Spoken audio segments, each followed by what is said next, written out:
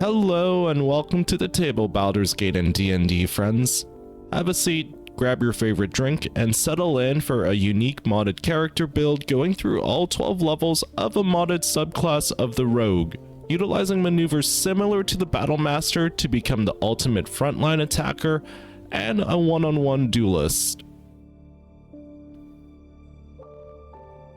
This episode will be going through all 12 levels of the modded rogue subclass, the Fencer.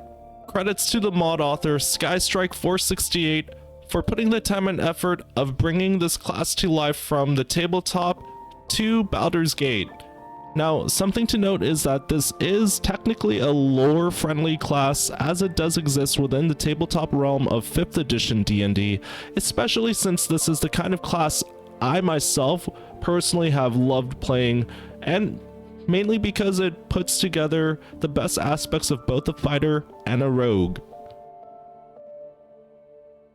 Now, for those who are new to this channel, one of my main focuses for videos is creating unique Baldur's Gate 3 characters, utilizing mods for both enhancement and roleplay, specifically giving you different types of replayability.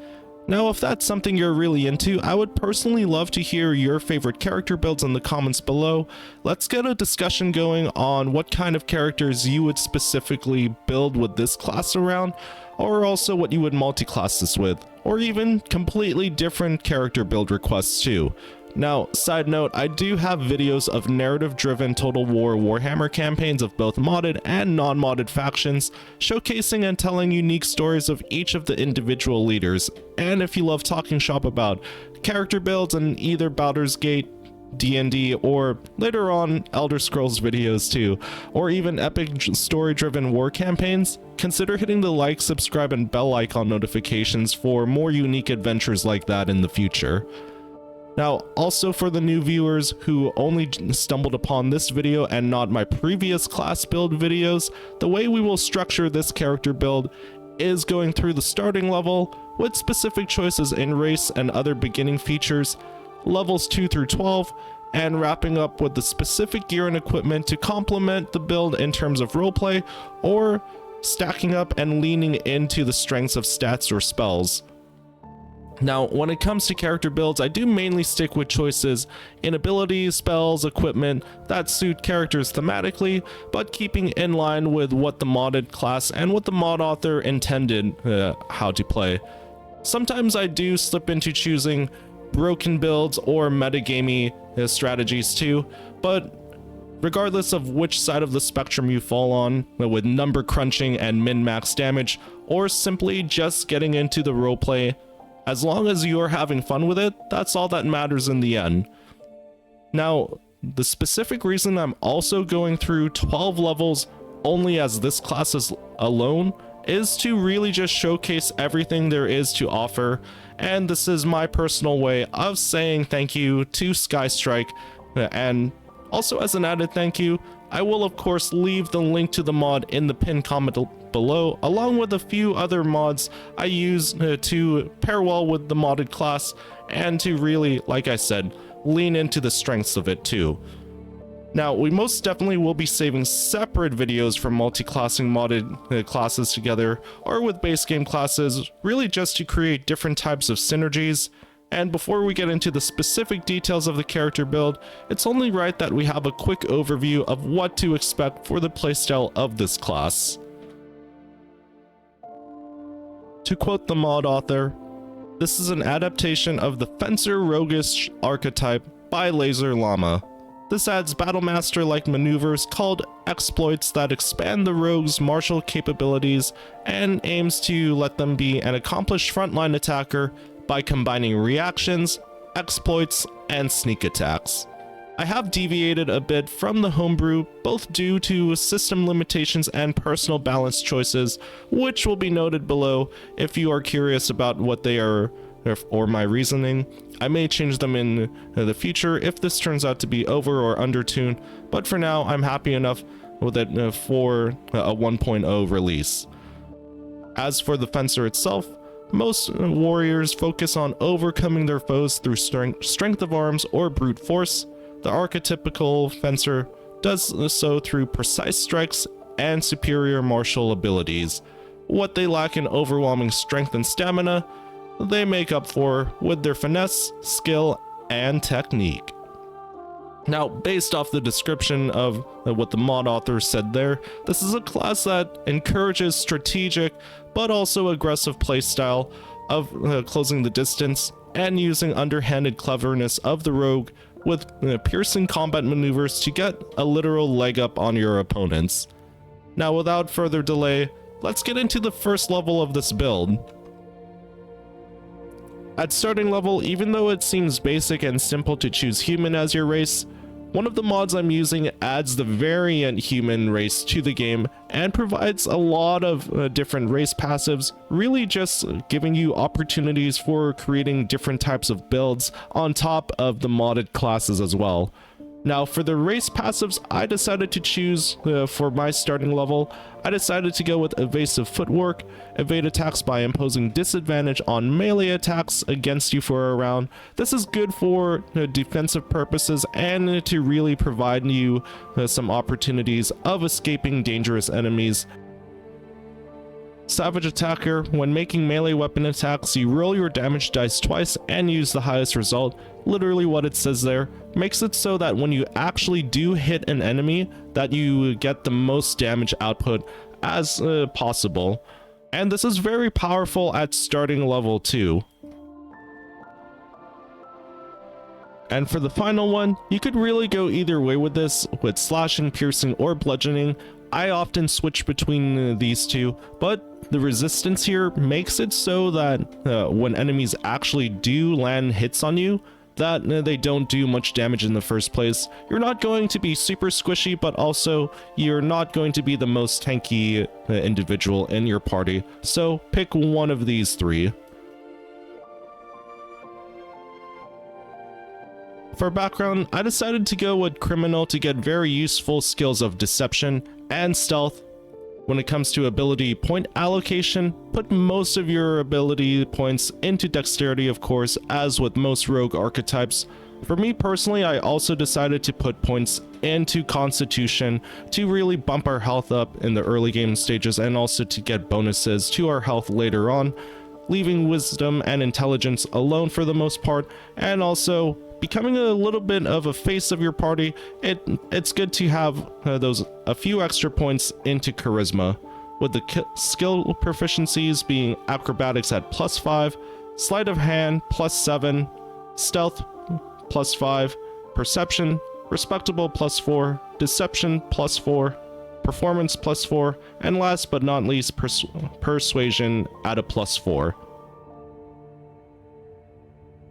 At second level, not really much to be said here other than gaining the cunning actions and bonus actions of Hide, Dash, and Disengage, useful for maneuvering yourself outside of combat and repositioning for better attacks.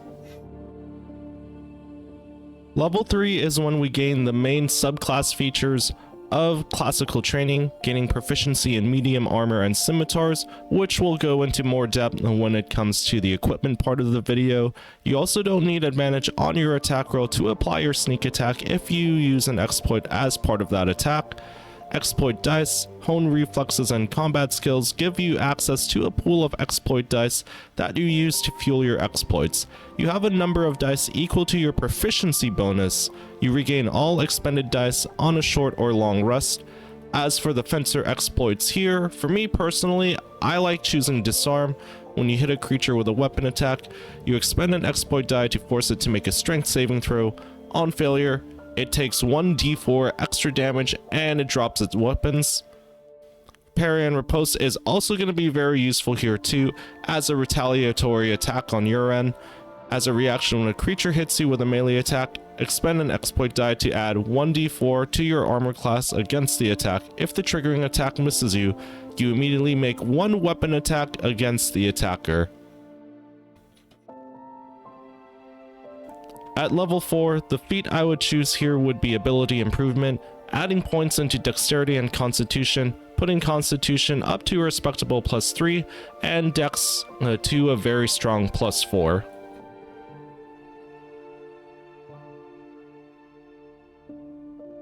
At level 4, we gain the Uncanny Dodge class feature. having damage that actually does hit us, and also Cutting Strike.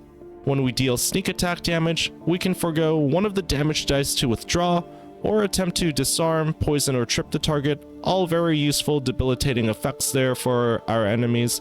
Speaking of debilitating effects, Debilitating Strike is pretty useful at this level too. When you hit a creature with a melee weapon attack, expend an exploit dice to force it to make a dex saving throw. On failure, it takes 1d6 extra damage and is debilitated until the end of their next turn, which also means that their movement speed is reduced to 0. Now you could use this to keep them in place and also move on to the next enemy, and then while they're staying in place, the rest of your party can focus fire on them while they're helpless. At level 5, we can choose to change our skills, and also we gain the subclass feature of Expert Duelist. You've become so adept with your blade that it flicks out faster than the eye can see. If you take the attack action while wielding only one-handed finesse weapon, you may make an additional attack. I really like this too, as it's a nice reward for us, keeping with the roleplay of using only one weapon in our hand. And also, I like it, as I will say, action economy bonus. Being able to do multiple actions or attacks in one round can really make a difference in combat. At level 7, we gain the class feature of Evasion.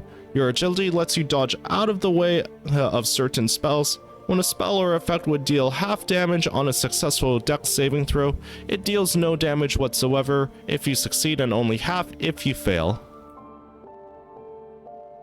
At level 8, we gain an extra feat, and personally for me, I would choose one of the modded feats, which is Fighting Initiate.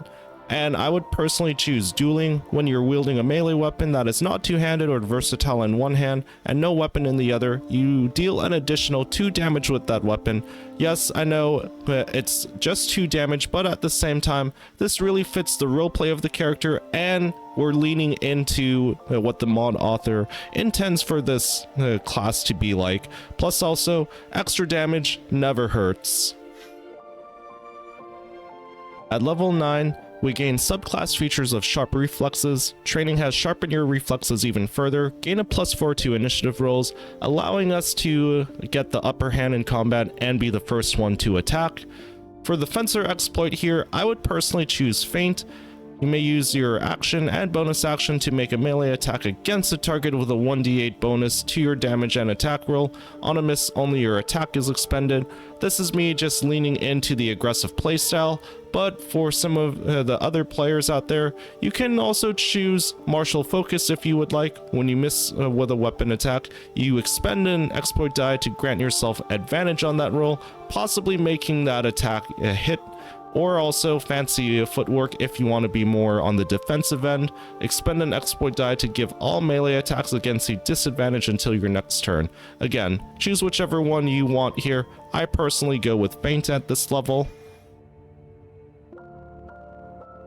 At level 10, for the feat choice here, I would personally choose Martial Adept, which is one of the other modded feats. Basically adds 2 maneuvers from the BattleMaster subclass and us gaining a superiority die to fuel them. Personally, I would like to choose the Menacing Attack feature, making it so that we deal 1d8 additional damage and also frightening our enemies too, making it so that they cannot move. Frightened enemies have disadvantage on ability checks and attack rolls.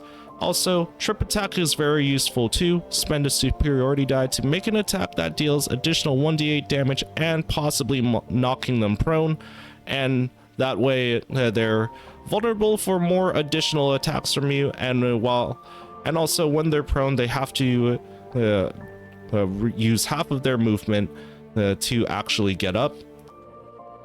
Both of these are very useful attacks and essentially maneuvers that definitely a fencer would use in combat and would literally, as the mod author intended, get that upper hand on your enemies. Level 11 is when things really start to come together for this class. We gain reliable talent. When you make an ability check with a skill you are proficient with, the lowest result you can roll on the die is 10. Incredibly useful for either combat or roleplay dialogue scenarios. Counterattack is going to be very powerful at this level too. When a hostile creature attacks you with a melee attack, you may retaliate with a powerful strike that deals additional damage. Additionally, you may use an exploit as part of this attack without expending an actual exploit die.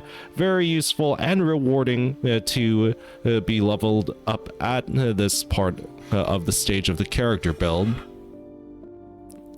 At level 12, you could really go with almost any feat that you want here, but for me personally, I like choosing Tough. This is a feat that kind of covers the base of rogues being a little bit too squishy.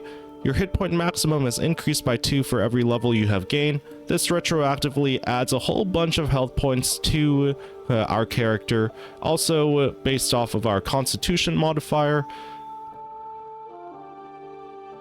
Alright friends, I'm going to be listing my specific gear and equipment that I decided to choose based off of my personal playstyle with this class, but I will be providing alternatives as well that can complement the build too. For the headpiece, I personally like Scabby Pugilist Circlet, Martial Bravery. Your weapon and unarmed attacks deal additional 2 damage when surrounded by 2 or more foes. This is perfect and can stack up with some of the other damage bonuses too. And also Encourage. This is kind of like a little safety net if you find yourself not in a 1v1 but instead being surrounded by mobs of enemies. This is a good way to help clear those mobs of enemies with that extra damage. Deathstalker Mantle, very useful here too with Shadow itself. Once per turn, when you kill an enemy, shroud yourself in primeval darkness to become invisible for 2 turns. It's another get out of jail free card for you. If you don't want to be fighting mobs of enemies, this is your way of repositioning yourself. Now for the main piece of armor here, you can go with either the Ballast Armor or UNT Scale Mail.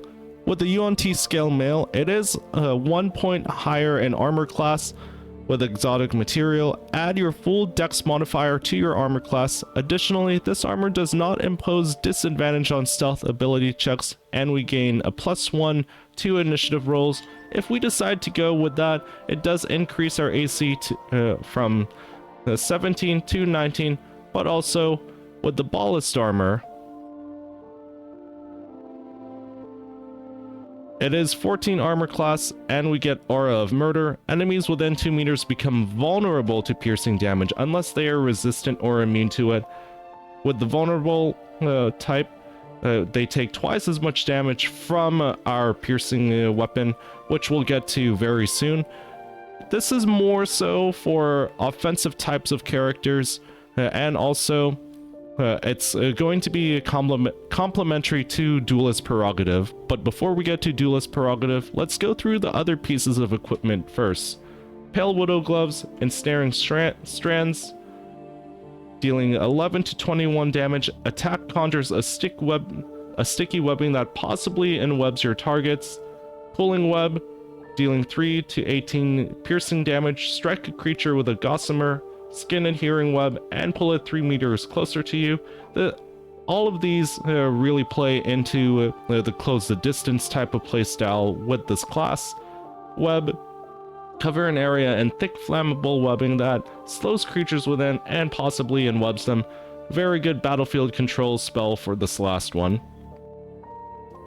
I also like choosing Boots of Janelle Striding. With Janelle Strider, the wearer's movement speed is unimpeded by difficult terrain, making it so that we stay light on our feet and actually can close the distance on some of the more peskier enemies. Amulet of Ball is going to be really good for our necklace here. On first hit, inflict bleeding upon targets with maximum hit points. This is going to be a really good status effect for us and will be causing damage over time, stacking on top of our other damage bonuses too. Cutting Strike Ring. When you deal sneak attack damage, you can forego one of the damage dice to withdraw, attempt, disarm, poison, or trip the target. Killer's Sweetheart, Executioner. When you kill a creature, your next attack roll will be a critical hit. Once spent, this attack refreshes after a long rest. Now for the main weapon on hand here with Duelist Prerogative, 11 to 21 damage in total, piercing and necrotic damage. Elegant Duelist, when your offhand is empty, you score a critical hit when rolling a 19, moreover you gain an additional reaction per turn. This will stack up with some of the other reactions that we've seen on the past level up screens. Withering Cut, on a hit with a melee weapon, use a reaction to deal additional necrotic damage equal to your proficiency bonus. We can also use Challenge to Duel, forcing enemies to fight only us, and also Dueler's Enthusiasm. When you're not dual wielding, additional melee attack with the Dueler. So again, just stacking up on attacks and actions for our character here. Alright friends, that has been my showcase and also leveling up choices for the Fencer subclass of the Rogue. Let me know in the comments below if you would choose different pieces of armor or equipment, and also if you would choose different choices when it comes to the exploits and other level choices too. And for all the new and returning viewers, thank you for taking the time and effort to watch this the whole way through if you have made it this far in the video. And also, I would love to have you all join me on other adventures too, whether it's Baldurs Gate, D&D related, or potentially Warhammer and Elder Scrolls videos in the future too.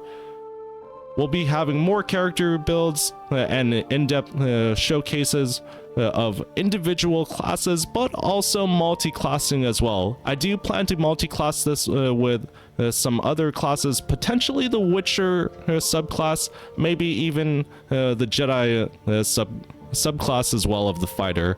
But until then, take care, and I'll see you all on the next few adventures, friends.